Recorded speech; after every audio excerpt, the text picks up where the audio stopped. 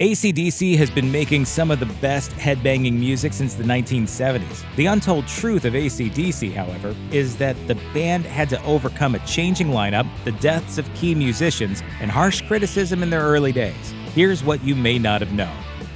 In 1973, brothers Malcolm and Angus Young formed ACDC in Sydney, Australia. However, in an interview with Rolling Stone, Angus credited his brother with the whole reason for the band's beginning, saying, "He's the founder of this whole thing, ACDC.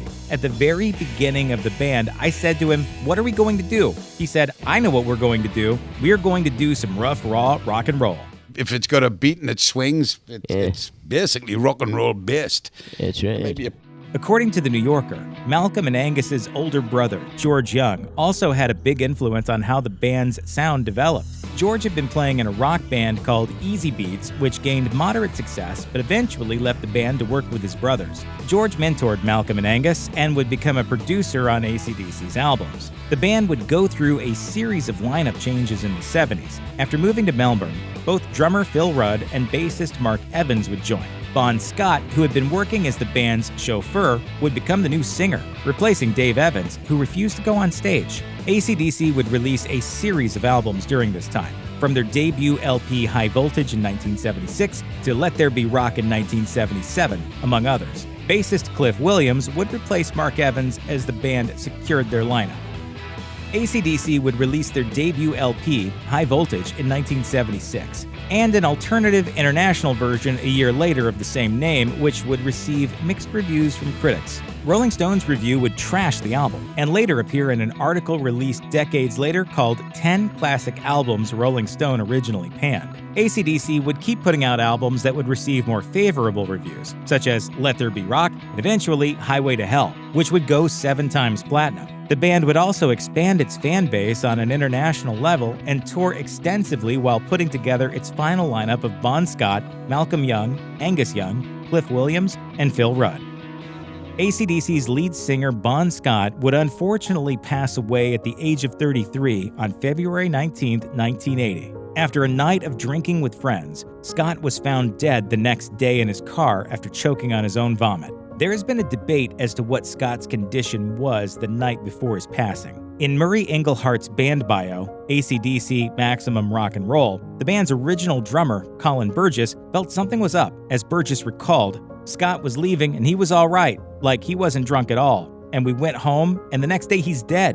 To me, it's just a really strange thing." In the book Bon, The Last Highway, author Jesse Fink spoke with Roy Allen, one of Scott's friends, who said that Scott was planning on leaving the band and quitting drinking back in 1979. Allen would recall Scott allegedly saying, "Roy, I want to come to Texas. I'm coming into a good bit of money soon. I've had it. The living on the road, the shows, the drinking. I'm ready to leave the band. I've got to get out. It's all killing me, and I know it."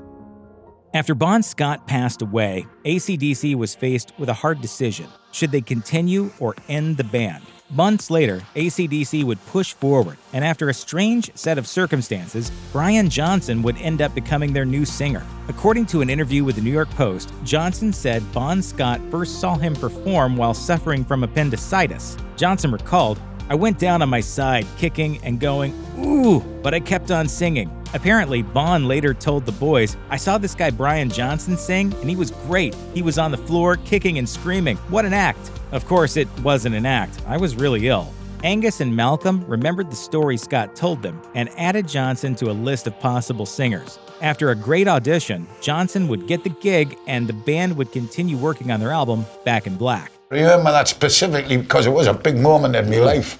Once hired, Johnson would be asked to write lyrics to a riff the band was working on, saying, "They had a very basic riff, and they said, we were thinking of calling it Shook Me All Night Long. I sat down that night with this blank piece of paper, and within about 15 minutes, I had this song written." Back in Black would become the band's best-selling album and the second best-selling album ever, right behind Michael Jackson's Thriller. Finally, ACDC would tribute the album to their fallen friend and bandmate, Bon Scott.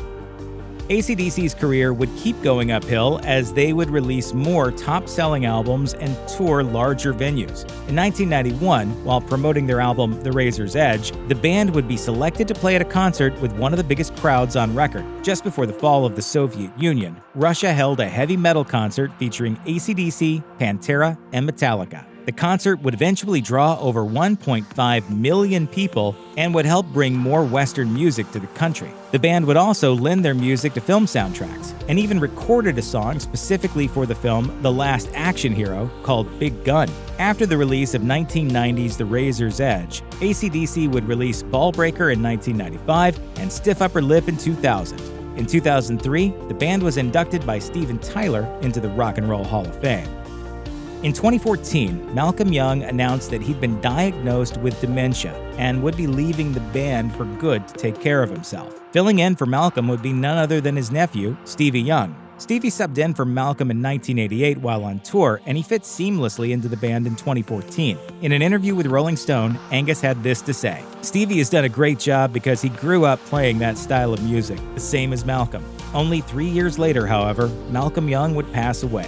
His death came just 3 weeks after the death of Young's older brother, producer and mentor George Young." In an interview with Rolling Stone, Angus spoke lovingly about his two brothers, telling the magazine, "My brother George was a very big part of AC/DC, especially in our early years. George and Malcolm were always the two guys I relied on. It didn't matter if we were in a studio or wherever. I always asked for their advice on whatever I was doing." In 2015, things took another dark turn for the band. According to the New York Daily News, AC/DC's drummer Phil Rudd was arrested and sentenced to 8 months of home detention for trying to have his former personal assistant killed, as well as for possession of drugs. Rudd had just released a solo album called Head Job, which didn't do well in sales, and felt like it was everyone's fault but his own. Rudd was so mad that he fired almost all his staff and wanted his former personal assistant, quote, taken out, as per Rolling Stone. The dirty deed would not be done cheap. Rudd phoned an unnamed Australian associate and offered them $200,000, a car, a motorbike, or a house in exchange for the hit.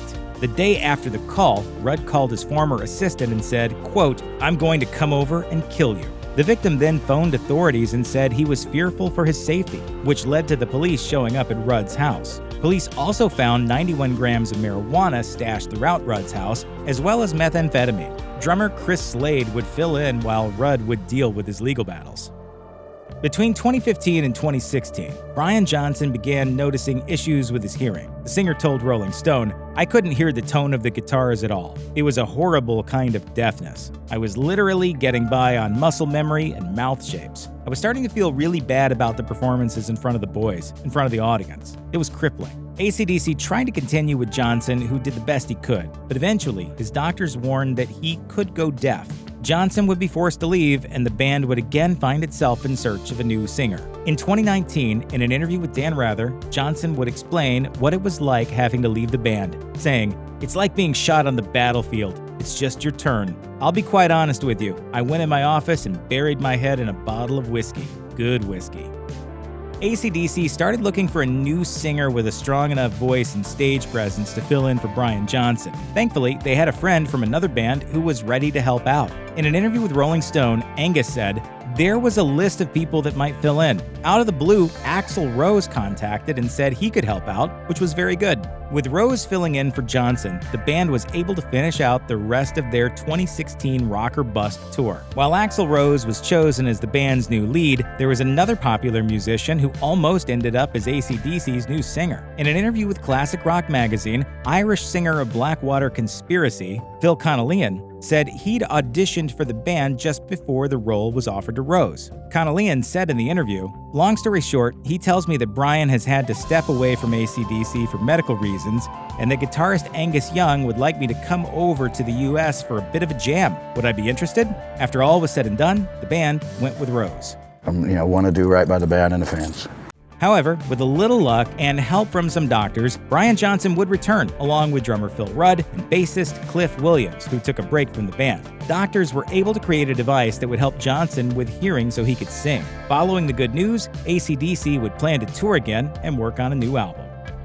AC/DC would go on to record Power Up between 2018 and 2019. The recording process was very close to all the members of ACDC, especially Angus, who told Rolling Stone, "This record is pretty much a dedication to Malcolm, my brother. It's a tribute for him like Back in Black was a tribute to Bon Scott. Power Up would be the first album the band would work on without Malcolm." During the recording process, however, the iconic guitarist's presence would be felt by all members. In an interview with Rolling Stone, Brian Johnson had this to say, "Malcolm was always there. As Angus would say, the band was his idea. Everything in it ran through him. He was always there, and your minds are just your thoughts. I still see him in my own way. I still think about him." Power Up was produced by Brendan O'Brien, who worked on ACDC's 2 previous albums. Due to COVID-19, the band had to stop their plans of touring in 2020, but whenever the pandemic clears up, they hope to return.